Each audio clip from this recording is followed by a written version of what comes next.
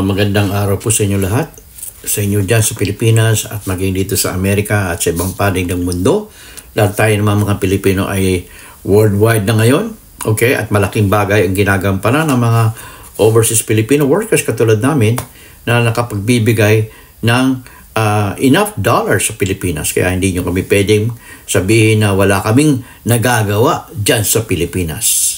Ang aming dollar remittances at tumutulong sa inyo lahat upang umunlad ang economy. Okay.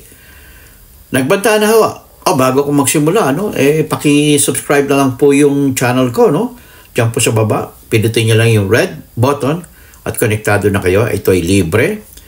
At bigyan niyo ako ng big likes at mag-comment po tayo sa in Filipino or English. And also at the same time, if you could give a copy to your friends and other people who would like to have this video be watched by them, okay? Gumawa na ako ng warning ang ating Philippine National Police dyan sa Pilipinas regarding sa paggawa ng fake news na itong mga vloggers dyan sa Pilipinas at maging dito sa Amerika ay kasalukuyang nagkakalat ng mga fake news. Nangunguna na ho dyan si Maharlika dito sa Los Angeles, California na wala siyang ebidensya sa kanyang mga binabalita. At pinag-iinit niya lang. Okay? Ang maaaring ikaso sa kanila ay sedition. Ngayon, ano ba ang sedition? Talagang kailangan banggitin natin ang sedition. Ang sedition is a crime against the state, that is the Philippines, that involves creating a revolt or to revolt, involves creating disturbance. Gusto nila magkagulo dyan sa Pilipinas. Pinag-aalab nila ang inyong mga damdamin, lalo ng armed forces. Ito ay ginagawa ni Maharlika dito sa Pilipinas, dito sa Amerika, para dyan sa Pilipinas. Sa lahat ng uniformed men and women or violence against lawful civil authority. Yan po ang administrasyon ng Pangulong Marcos. Ito po ang gusto nila ay mawala ang presidente, mag-resign. Paano magre-resign? Hindi nga pwede. Take oath against the Constitution and in the Bible. Na ipaglalaban niya ang kanyang ang Constitution, ang rights. Sumumpa siya. Hindi ko papayagan na makontrol ang ating mga teritoryo dyan sa West Philippine Sea. Si Duterte, gumawa din niya, nanumpa. Pero na ginawa niya, sige, China, pasok kayo. Ang National Grid Corporation, China na yan. Hindi nyo ba alam kaya ano nangyari sa Palawan? Sa Panay Island. Nawala ng kuryente for 3 days. Ngayon, nagsisisihan sila. At yan ay pinimbestigahan ng Pangulong Bongbong Marcos Jr. At itong mga vloggers na to, sila ay kasama sa sedition na ipapile ng Philippine National Police. Kasama na ho rito ang mga general na katulad ni General Macanas, Captain Dado, at maging si Atty. Guanzon. Bagamat si Atty. Guanzon ay nag-uumpisa pa lang. Ito mga desperado mga desperado na hindi nabigyan ng pwesto sa gobyerno at ito sila ay inaano ng China. Bakit? Sa nangyayari ngayon na pinipressure tayo ang ginagawa ng China Navy at mga militiamen ay mga militia boat na inaatake ang ating mga barko at mga bangka ay hindi sila kumikibo. Lalo to si BP Sara Duterte. Pakisagot lang yung mga DDS. Pakisagot lang nyo. Naku, nanggigigil na ako. Pakisagot nyo lang. Ano ba kayo? Pro-China kayo, mga DDS. Kayo naman po, mga loyalista. Lumaban tayo. Don't be a sitting duck. Ito naman mga Lenny, ay tahimik lang sila. Tahimik sila. So, ang naglalaban ngayon ay tayo at laban sa mga Duterte. na kasi gusto nilang bumalik sa kapangyarihan.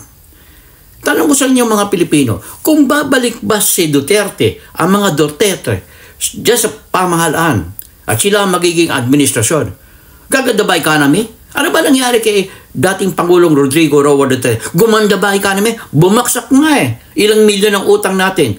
12 trillion pesos. Abe, yung anak natin mga apo, sila magsasalo ng utang na yan.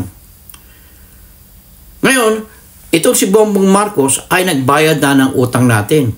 Yung utang niya, hindi yung kay Duterte. Hindi niya ginagalaw yung utang ni Duterte. At yan ay dapat bayaran ng kung sino man ang papalit. Pero yung utang ni Marcos na ginawa na ngayon ay binabayaran na ngayon. Binabayaran na ngayon. Ngayon, sasabihin nyo, bakit nyo gusto hindi nyo tapusin yung 2028? At gusto nyo mawala na ang ating Pangulo? For what reason? For what valid reason? Is that a valid reason? Sasabihin nyo, yung pulburon. Ano kinalaman nun dito ngayon? Bakit hindi nyo tingnan kung ano ang importante, ano ang priority na dapat gawin ng isang Pangulo? Hindi kayo priority, kayo naninira, hindi kayo priority sa Pangulo. Kami ang may priority sa inyo. Kayo sumisira ng lipunan. Kayo sumisira upang pabaksakin ang gobyerno ng Pangulong Bongbong Marcos na legitimo na nanalo by landslide noong nakaraang eleksyon. Under the Constitution, sumumpa ang ating Pangulong Bongbong Marcos Jr. sa Bible, ang kanyang kamay, siya ang presidente at dapat yung tanggapin. Sabi nyo, nagpupunta ng party. Siyempre, pag tapos na ang kanyang trabaho, ay mag-ano naman siya, magpaparty naman kahit paminsan-minsan. Yung bang biyahe kayo ng biyahe ang Pangulo, di ba sinisira nyo, gusto nyo, ang laki ng gastos, anong kapalit? Bilyong-bilyong piso pamumuhunan ng mga direct foreign investor dyan sa Pilipinas at nakita nyo, ang mga tourist ay nag-umpisa na 5 million last year, 2023. At ito ay lalago sa pamamagitan ng liderato ng Pangulong Bongbong Marcos Jr. At yan ay bibiyahe uli. Kung ikaw ba ay salesman, ikaw ba ay insurance agent, ano gagawin mo? Nasa bahay ka lang? Di ba lalabas ka? O palagi natin may online, but lalabas ka pa rin. Kasi kailangan mo ng representation. Kailangan mo ng representation. At pag may representation, kasi ako ay lumalabas din nung ako ay nasa PLDT. Ako po isang taga-PLDT dyan sa Pilipinas nung araw. Pag lumalabas ako, may representation ako. At pagkatapos ng biyahe ko, ako ay mag-uumpisa mag-liquidate.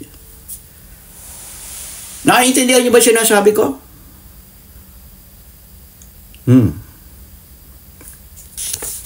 Importante yan. Kasi pagkatapos ng isang assignment ko, lumibot ako sa Pilipinas. Pag uwi ko, ang gagawin ko, gagawa na ako ng report. Magta-type na ako, report. This is my accomplishment. Because you spend so much time, so much money in all my travel expenses, in all my hotel accommodation. This is the result. The company realized this profit. The company realized the system that is effective in the operating system of the company to make more money for the company. And that is the president doing there in the Philippines. Okay?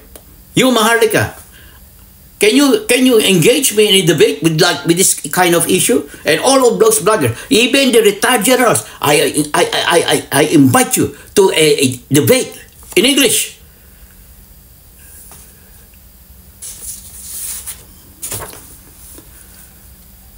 Ay nako.